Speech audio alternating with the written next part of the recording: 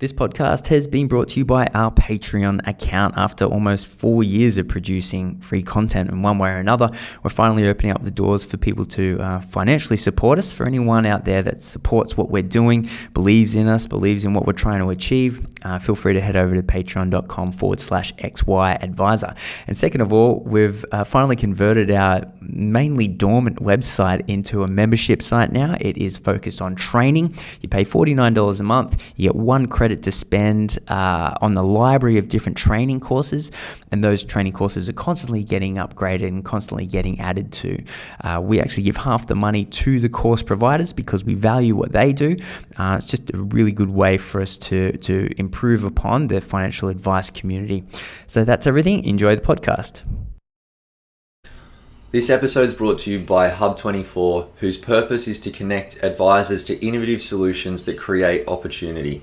They're massive supporters of advisors, in particular those going solo, and they're one of the early players in the managed account space, and their epic functionality in that area, as well as their commitment to user experience, has led them to become a market leader in terms of advisor satisfaction. I can speak from personal experience when I say their BDM team are total legends, and they're there to help you work through the best solutions for your business. So you can check out more information at hub24.com.au. G'day. How's it going? What do you know? Strike a light. How you doing, Vic? I'm great. Thanks for having me here today, guys. Pleasure. And sort of tag along, if you could call it that. Last minute. Late edition. Yeah, our buddy Sean. Mate, how are you? Good. Thanks for having me, boys. Absolutely. So today we're talking all things estate planning and how's this for a little bit of a weird thing? So there is a thing now called super estate, but it's not for estate planning. It's for real estate. So the product is use your super to invest in real estate, but they've called it super estate. And the only thing that I think of when I hear that... Someone's dying. Well, in a high quality fashion. It's a super estate. That's what Vic does. Vic does super estate planning. Mate, I'm sure you've got a few stories for us. What's one of the more hilarious estate plans you've ever been a part of? Yeah, look, so this particular client, if you don't know, Sean and I used to work together. And, there are a couple of... long nights, and this isn't going where you think it's going. But, I was about to say, are you in each other's will? No, we it's hush money. Might have a big night out drinking, and then often, we'd get back into the office next day. We'd have back-to-back clients.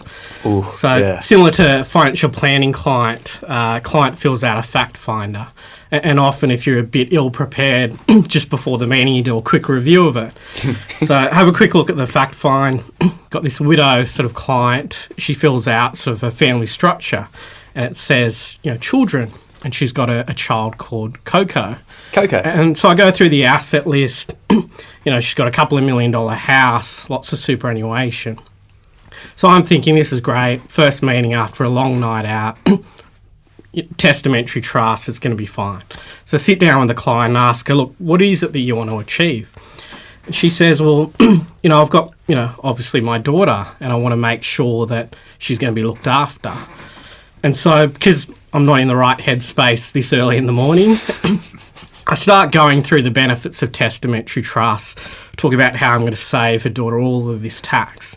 And after about an hour of speaking to this client, she says, I forgot to tell you, my daughter is actually my dog. And so I say, okay, I'm going to have to turn this around a little bit. So I start talking to her and say, okay, well, for your daughter, because she really did consider this dog to be her daughter, what is it that you want to achieve? And she said, look, I want to set up a trust with $6 million in it. So I'm sort of thinking, okay, I haven't actually done this before, but I'll play along. And she started talking about, she wants this trust. She wants the dog to live in her mansion house in Yarralumla, which is a really rich suburb in Canberra. Right. And then I get to the end of it, and with estate plan, you always look at it from 2 points of view. You look at it, what does a client want to achieve? And from a practical point of view, is this going to work? And I get to the end of the meeting, I sort of say, okay, well, who's going to look after this trust? Because you can't actually give money to a dog, so it's a purpose type of trust. And I get to the end, she said, oh, my friend's going to have the $6 million, they're going to look after the dog. And then from a practical point of view, I'm thinking, and I actually say this to her, what happens if your friend kills your dog and keeps the money? And it just goes quiet. She's like, well, what do you mean? There is no trust police. No one is going around saying, Paddy, are you fulfilling the terms of this trust in accordance with the will? So I said, well, no one's going to police this. They could just kill your dog, bury him in the backyard, and keep the $6 million. And she got up and left the meeting. So maybe could have been a bit more delicate in the delivery. Well, it's that finding that balance between being delicate and being realistic as well. Yeah. You're feeling very realistic that morning. Absolutely. And I stand by my advice. That is a serious issue. Fair point. Yeah. It always confuses me how did these crazy people walk into so much cash? Like, how does someone who's obviously a couple of stubbies short of a six-pack, how do they end up with $6 million? But you don't need to be intelligent to inherit. Yes. Sometimes more money allows Vic you facilitates that all the time. Yeah. become a little bit more detached. Yes, it can facilitate an increased... Actually, on that, Yeah. so that obviously plays into... So you obviously grew up with a lot of money then. Yeah, heaps. So find some with the giving the money or allowing access to the money, what is some like? How's it go? Do people actually? Are you having to lead people to like? Oh, you should probably think about these extra clauses around your kids. From what you've told me, or are people coming in and telling you, I got these reckless kids. I want to make sure that they have to do this, and that before they get access. Well, a lot of people say you can't rule from the grave, but my job is all about helping people rule from the grave. So, if you want to lock up money for like a child who might be a drug addict or they got gambling issues, well then certainly that's what we assist clients to do. But as I said, always try to sort of pair it back with a bit of like, a practical approach to it. So sometimes you just got to say to a client, look, that is crazy. Don't do this. How's that go? Will they get up and walk out of Look, I've only ever had one client walk out of the meeting. And that's because I locked the door now. Quick learner. Right, funnily enough, I used to, even though Sean doesn't remember meeting me, we used to work in the same company. We did, yes. Yeah. I was in the Sydney office and then you turned up and you were sort of like the rock star, oh my God, it's Sean. And then, everyone's like, yeah, he's the smartest guy around. And then next week, I've just completely left the whole company and I'm now employed by, I think it was BT or something you went to. Oh. It's an interesting transition. Yeah, I'd imagine so. And then you've gone on and you're almost back in advice at this stage, right? Pretty close. Yeah, so almost a decade out and come back in. And obviously you're a pretty pivotal part of this. I remember the four of us having lunch, I think, a couple of years ago when we first met and you were setting this company up. Are you keeping these boys in line or what's going on? Whilst they keep paying the bills, yes. Is there bills? I got a special... I put these rules on my inbox where they put them into it. I haven't seen one. I haven't seen them. No, but certainly been helping the guys with their new venture. Not sure how much I can talk about that. Here, I'll let you talk about it. It's all about you, Vic, today. It's all about you. But yeah, Vic, I guess on that, like Vic's not just an estate planning specialist. He's pretty multidisciplinary, and their firm. He's done some pretty cool stuff. Their firm's gone from you've won some awards this year. Yeah, 2016 we were the 9th fastest growing firm in Australia. Whoa! By revenue and by staff size. Whoa! And that sort of went from like 10 staff 2015 to like 40 plus staff. So why don't you share with the boys the journey? Yeah, look, the journey sort of started, obviously worked with you guys. Worked as a head of estate planning at NAB Private Wealth, so I did a small stint in the banks. Realised it wasn't for me. Left, worked for a tax law firm in Sydney. Went back to Canberra in 2013 to sort of start a private wealth practice. The motivation for it was, as Paddy said, the other part of my expertise is tax. There's only one other tax lawyer in Canberra, and I thought, well, maybe there's a reason there's one tax lawyer there, but I'll give it a crack. Moved down there, started a new practice. 2015, took over the firm with a friend. We paid pretty much nothing for the firm. It was sort of loaded with debt. So we did an arrangement with the former owners, which said, look, we'll take over the firm, we'll rebuild it, the firm will pay off your debt, but if it all goes pear-shaped and if we go bankrupt, we're not guaranteeing the debt. If it all folds over, we just walk away. Yeah. You were just the get out of jail free card. Yeah, and they took that arrangement, and then literally within a year, as I said, ninth fastest growing firm in Australia. What? There was a period of time where we thought we were going to go bankrupt, and so when we took over the firm, we thought, look, in 6 months' time, we'll either the firm would have collapsed, all these people will be unemployed and we'll have no jobs, or look, if we give it a crack, maybe we can turn it around. What did you do? Well, we took pay cuts to when we took over, so we could give all our staff pay rises. Right. Since we owned all the equity, we went out and found some other young lawyers, gave them equity in the firm at a really discounted price, and then we found more people like us who were willing to give it a crack. And then it just grew from there. Now we got 5 of us, so 5 directors, equity partners, and then about 30 staff. So That's pretty smart.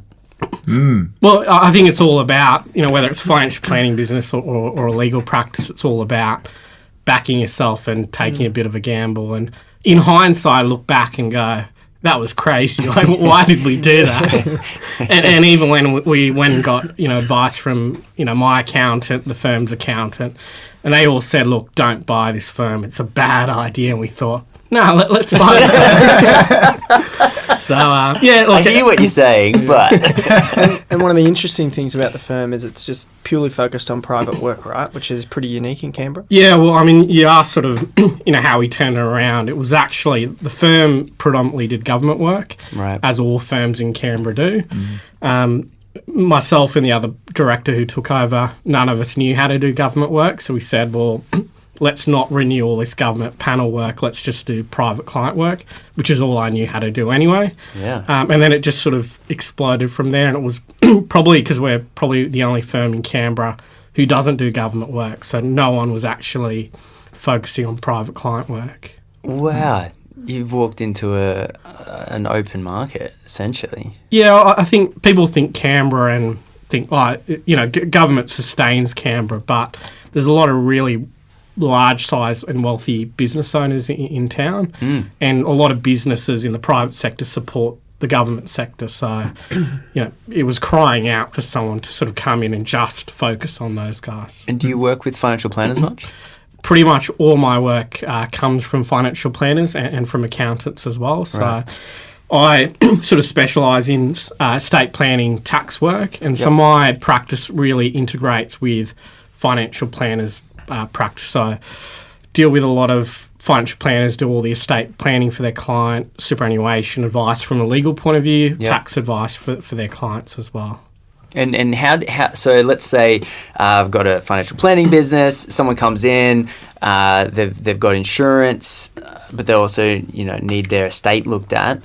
What is the process? How, from an advisor point of view, how do we engage, and what's the next steps? Yeah, I mean, where estate planning integrates really well into financial planning is where they are fully integrated. So, you guys would probably be aware, when you see a client and you say, look, you got to go get a will done, you give them the details of a lawyer, client never contacts them, and you see the client a year later, nothing's been done, client dies, they don't have a will, and then you guys clean up the mess. So I actually do all my meetings at financial planning offices. So I deal with a lot of financial planning businesses, and I service pretty much all of their clients. Awesome. So they'll book in when their client comes in for a review meeting, they'll book in me to attend that meeting. Cool. Prior to the meeting, I would have sat down with a financial advisor, gone through the fact finder, and we go through strategies or recommendations. Yep. And often they, as I said, they fit very well together. So a good example is you might have seen a client who, you've been trying to get them to get some insurance. You're giving them all the recommendations, but the client is just sort of sitting on that advice. They're not really progressing with it.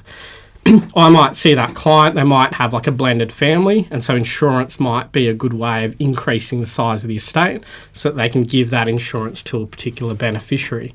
Or likewise, I might look at their asset position and say, well, you've got a lot of assets and wealth, but you've got a lot of debt and your estate actually isn't worth much. And that's really the opportunity for me to then go to the client, look, the guys have already given you the advice for the insurance.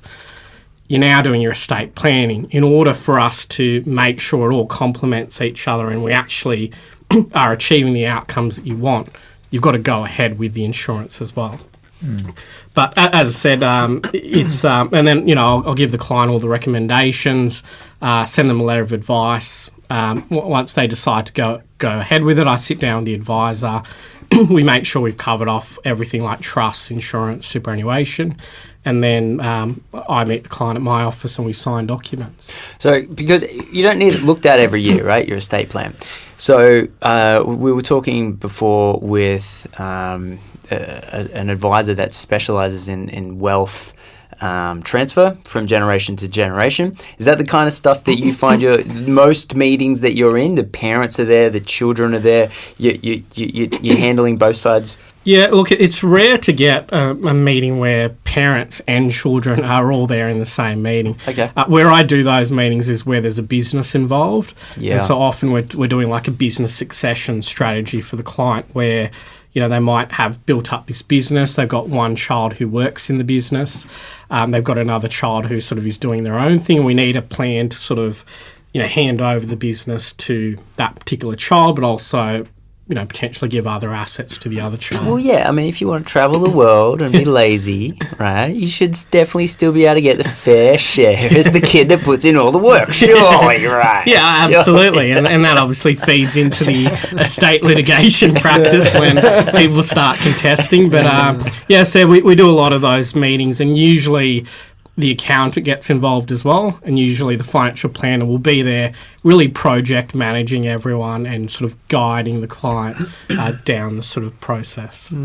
So with another thing to probably call out, and I've obviously known Vic for a long time. We've worked together, been very close friends, but his ability to play up the value chain into some of the more complex tax spaces for the same clients, and my dad in his case, is really something that's probably quite different to a lot of the estate planners in the market, I think.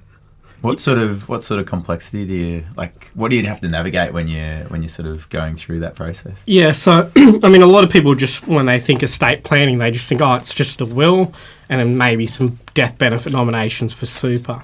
But when you're dealing with a business structure, all of a sudden there's a lot of complexity there, because it's, okay, well, what is the structure? Maybe they operate it through a family trust, but you've got two kids who need to come in and take control. So what's the mechanism in which the two kids are going to get control? And the family trust, being a non-estate asset, isn't even dealt with in the will. So we're looking at structure, we're looking at tax, asset protection, and then obviously balancing the estate and contestation issues. So, that's really, I guess, a good example where all of our expertise around the table comes in, and we can sit down with the client and achieve some really cool stuff. And sometimes that means actually completely restructuring the client. So, as I said, if they're in a family trust, maybe we look at moving them into a company structure, so then issuing shares that can then pass on to the children.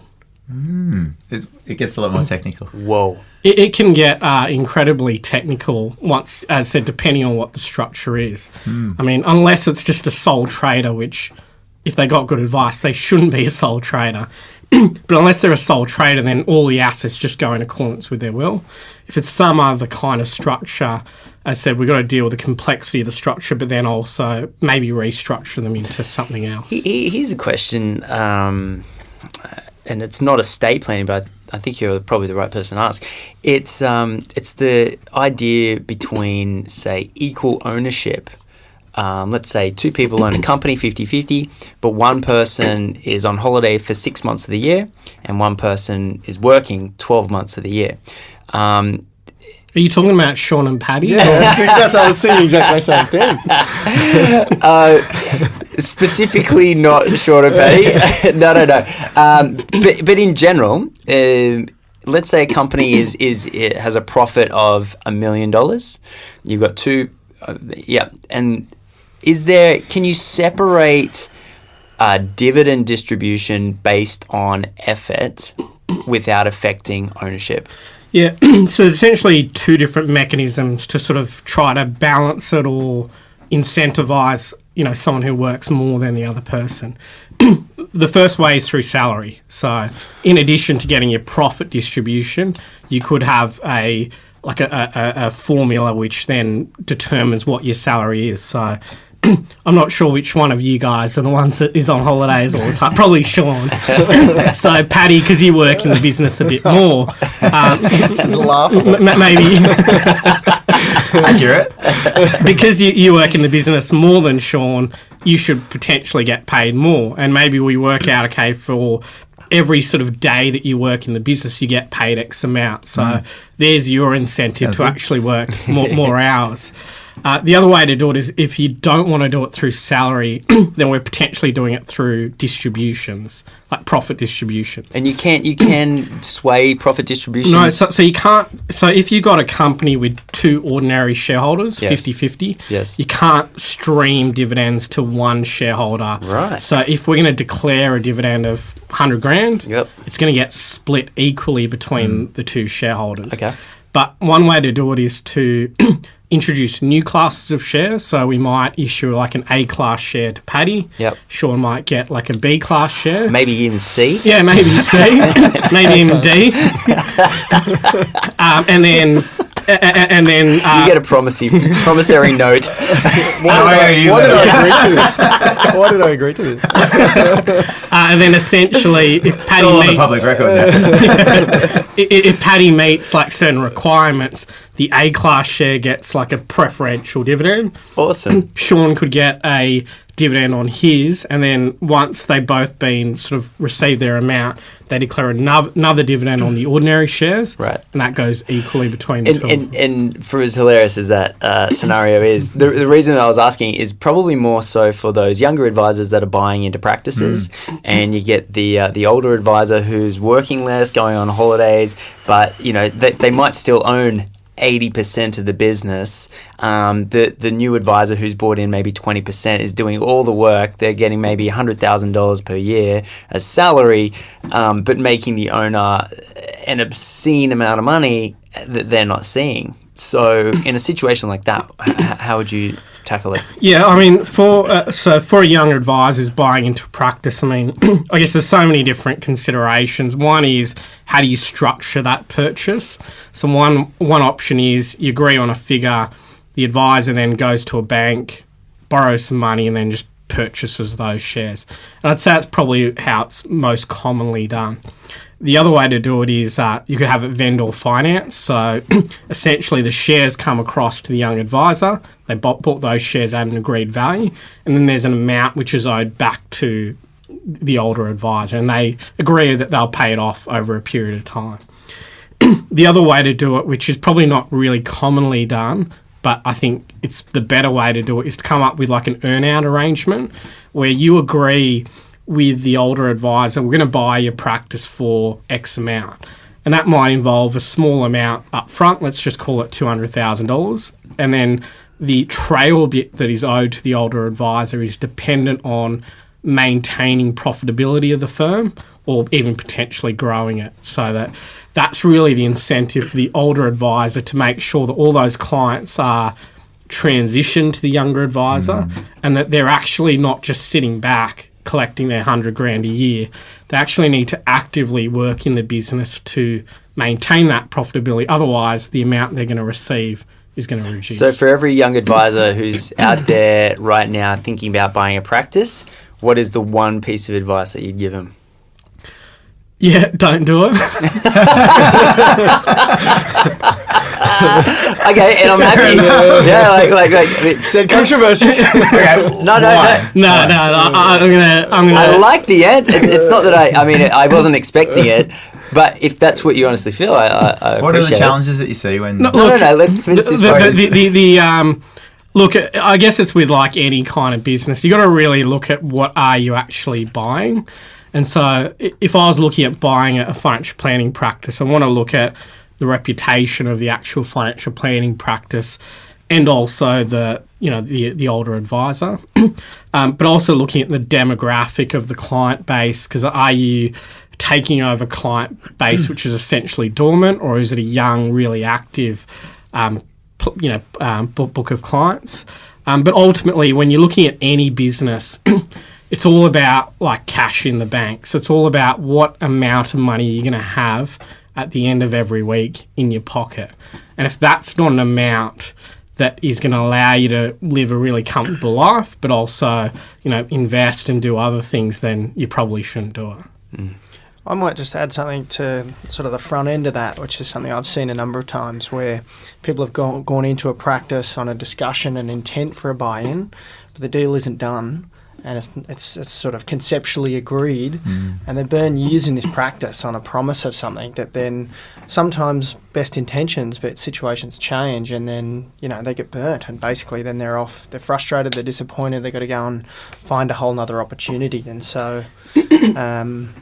I've seen it many times. We saw it with more a lot of often the than guys not, that came out of unfortunately. AMP Horizons. Yeah, definitely. Unless it's in a contract, it ain't happening. It ain't happening. And the advice I'd give from experiences I've seen is, the best thing to do is always to cut the deal on the way in to the business. And that's difficult if you've grown through in that business, but certainly if it's at a point in your career where you're talking about that on the way in, definitely do the deal on the way in. And there's a big difference between buying a business that's going to make you lots of money and you can sell later on, and buying your job. And a lot of people make that mistake of spending all this money just to buy their own job to make the same amount of money. Yeah, definitely. So do you have a digital solution or something? Is that something you do? Yeah, we do. So we created, probably about a year ago, we created Mode Legal. Mode Legal. Yeah, which is essentially an online wills platform. Yeah. So it's focused for like your younger clients who you might see them and tell them, look, you need to get a will. Maybe they're single, maybe that they don't have significant assets, so they don't want testamentary trust wills, they don't want to spend a lot of money, and they just don't want to go and see a lawyer. So this is a good option for them where they can sit in the comfort of their own home and pretty much instantly draft a will, which is fully automated and generates in a couple of minutes. Cool. Do you do more than just wills on there? So we previously created a system which actually did everything, and what we realised is there's a certain number of services or like legal service or legal products which it doesn't matter that I can actually automate my entire job and it can do everything that I do. But sometimes clients just actually want to sit across the table from someone who explains it to them. And, even though it might be the exact same outcome if they did it online, as I said, so I've sort of shifted back towards just the face-to-face work, but we still have an online solution. And it works really well for some clients. But as I said, I've just found that what I thought was going to be the solution and clients were just going to all use this, they'd never have to meet me. I underestimated the value of actually meeting someone. It's the same with financial planning that often, you might be able to actually tell a client what they should be able to do, but it's actually the journey that you take a client on when you're talking to them, you're meeting them, and their ability to ask questions. Because actually what you're selling is not a financial planning product or a legal product. It's actually the relationship and the confidence that you give a client. Yeah, it's and I was been talking about this a little bit, but Google just brought out this AI that can have a conversation, and as in it on their it's called Duplex, and it made a call and could book in a haircut appointment, and you can hear the whole conversation. It's it's very very variable, but And the AI actually, the voice was like matching the person they were Yeah, calling. That was the interesting thing. yeah. And it wasn't like a robotic sort of Google Assistant or Siri. Yeah. Yeah, it's really interesting. And to your point, I think a lot of that stuff is going to help educate people and make people more confident. But at the end of the day, people want to talk. I'm happy to pay an extra $200 or whatever it is just to sit in front of you for 15 minutes and you just go, now, Clayton, this is your will and this is what you do and this is, or maybe not will or the other things, right? This is, and I'm just willing to pay that because I go, okay, Vic told me that. I think it's true, and I think I think there's more. Obviously, technology is going to change both industries, whether it's financial planning or legal. But I don't think it'll fully remove the advisor because there's there's a lot of clients who just want that face-to-face relationship with someone. Definitely. Yeah, I think it'll help the people that don't get advice, but the people that want advice, and that's even recognising the price point difference, right? Like you've got a price for the online will versus the face-to-face experience, and I mean, with our online will, for a standard will, it costs client $300 plus GST. I charge a client about $600 plus GST if they came and saw me. I lose money on it, like because of the time meeting with the client, taking instructions, drafting it. But clients are actually willing to pay twice as much for the exact same product. Definitely. Yeah. That's just how it is. It's a tiered pricing model. Yeah. It's how advice sort of needs to adjust a little bit. But are you seeing, I mean, obviously robo-advice and all of that are coming out. Is that changing the FP space? It's a great question. It's. I don't think yet you haven't really seen anything that does it well enough to really get into the space, but that stuff's coming. And what I might overlay on there is it's almost not. You're not necessarily. It's not about the advice so much. It's the engagement. You're engaging people in a financial space, and I think that's where it's going to be more. Whether it's like you're not having to produce a plan automatically, you're not having to auto invest automatically. You just want to give them as long as you're facilitating their financial needs and making it easy. That is what I think is actually what the robo space is going to be. Like stuff will pivot off that, but like you just need to get their attention, and it's just sort of tapping into what are their needs at the time and then making it really accessible. So I reckon that's sort of, and that's why that will structure is really good. But I guess the will structure, it's sort of what leads into that will structure. So you got advisors that will be referring, and that's where it works really well. But what's the digital solution look like that gets people into the will without a person? Yeah, absolutely. And that's where you really it's the hybrid. I'm very infatuated with this sort of concept, and like I got lots of ideas and there's lots of things in the works. But I think that's to create that. I think that's really, and it's not just to wills; it's to all sorts of other financial services that traditionally people are only aware of when they come up on that need, or when like they need car insurance, where they need home and contents or whatever it is. And advisors, like a lot of the time, that sort of stuff. And wills have been in this space. And advisors like, oh, I know a lawyer. Like, here we go. But there's all these other needs that come up like that in a conversation that I think you make it more accessible. Well, it surprises me that clients are willing to buy things like insurance online, which has like a 50-page terms and conditions, which no one reads. But ask them to do like a will online, and a lot of older clients are just like, no, I can't do that. But as I said, it's just that that mindset. People are just not fully ready for receiving legal services in that particular way. But look, certainly a lot of like AI legal advice. There's a lot of big law firms who are drafting contracts for clients using basically an AI system. Yeah, wow. AI's going through the legal profession pretty quickly, hey? It's. I think we're probably the last profession who's held out, and it's probably because we've got quite a like an older sort of. You guys made it complex just for the sake of it, yeah?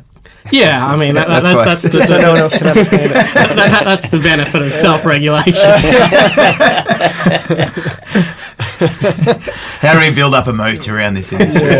Just use boring words that no one wants to use. So they flip the pages and they don't last past 5 because they fall asleep.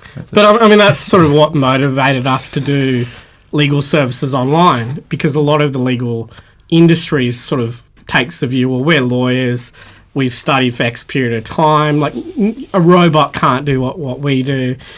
Let's just make it so complicated that you have to go through us, and then we control the price as well. Is that a bank? What bank used to be? Is it? And so, my view, and I'm similar to you, Paddy, I'm all about, accessing different services in different ways. How do we use technology? So my view is, well, it's the same process. Like, we can automate a process where a system asks the client a series of questions. Depending on how they answer that, it sort of rebuilds a document, takes out particular clauses, sticks in new clauses. It's the exact same process that I go through when I draft a document for a client that I see. So my view is there's no reason why it actually can't all be automated. Yeah. What are you going to do when that happens? Retire. As long as you're the one that creates the automation. That's the key. Or go into financial planning. Yeah. Well, apparently, today we were talking about how advisors are so essential and they can't be automated. I agree. I actually have no doubt that that's true. I'm not sure if you do. you look sheepish when you say that. I oscillate between the two ideas. I'm like, and then Mate, I see some new technology. I'm like, there's no way. Literally, when I started talking about that duplex thing, the first thing people come out with is I would hate to speak to a computer and not know it was a computer. Like, do you remember when Google Glass came out? The reason they didn't take off is because everyone was like, no, you're being way too digital right now. Yeah. And tech, because of the nature of exponential growth, doubling every 2 years, people just we're not keeping up with the rise of tech, and it's happening way too quick. I don't think people are going to be comfortable with it. it's just a matter of time, Clay. No, I don't think people are going to be Isn't it comfortable. really just a tool which we use to service clients? So why don't it just mean you have more boutique planners out there servicing more clients because they've got systems which can actually facilitate a lot of the work which they used to have to manually do. Ironically, I think a lot of people worry about the small end of town in terms of all the challenges that are in the financial planning industry. But ironically, as the tech plays through and it gets better and better, and the stuff that we talk about that's going to be trying to knock on the door of replacing an advisor, the better that gets, the more it empowers, it more it weights it onto the actual authorised representative, and they become the gold of the most required thing in that whole process. Because the tech just takes care of all the other stuff, and you can have all this great tech, but can I talk to someone? Well, we've been reviewing that Price Waterhouse paper that came out this year, I think, and they talk about customer experience across a number of industries, and the weighting of the view of how much technology and the human will play into it is actually shifting back to the back to the human. Over the last few years, except for, interestingly, in Japan. Massively ahead of the world in terms of their desire to want to accept service delivery without a human involved. Yeah, but Japan is a weird country. Exactly. Japan, it is. But as it they comes really through, are. But as it comes through, it will still, in so many ways, Japan is one of the most unique countries in the world. Totally. They're very, the insular nature of it. Yeah. Very insular. But it was it's really selling the pushback to the human, and that the digital just enables and creates the experience around that human core. Yeah, man. I absolutely. And I think in the same way that we had the kickback from the Google Glass, I think the more that technology is hitting us on the face, I think the more that we're going to say, no, it's moving from a tool to my master. And I don't like that. And hopefully, if you get into a worst case scenario, AI ends up becoming so smart that the singularity is reached, and which is to be honest, Elon Musk's greatest fear for the human race. He thinks it's our greatest threat. So it's definitely, it's kind of weird to think about the next 5 to 10 years. It's really weird, but really cool. Yeah, you can spend a lot of time thinking about it. Yeah. Mate, is there anything that you want to cover directly, as in how people get in contact with you and things like that? Yep, so I work for a firm called Chamberlains, www.chamberlains.com.au.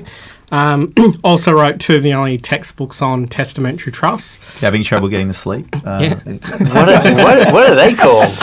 And so it's called Testamentary Trust Strategies and Precedents. Oh, Yeah. I Vic's really personally smart. wanted to call it 50 Shades of Estate Planning. But no, on a serious note, I actually wrote it for financial planners and lawyers. So it's actually, it's not a massive book, but it actually includes strategies on estate planning. So for blended families and things like that. So it's a really good tool for financial planners, lawyers and accountants.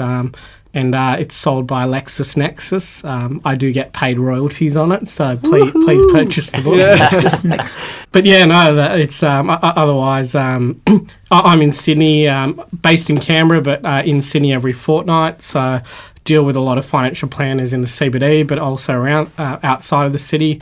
So if anyone has any questions about estate planning or wants to look at a solution on how to integrate it into their business, certainly reach out. And Vic is also going to be likely to be one of our... You're going to do one of our courses, Vic? I will. Yes. On the XY portal. Yes. Awesome. Very cool. All right, mate. Well, thank you very much for coming on. Thanks for having us. Cheers, mate.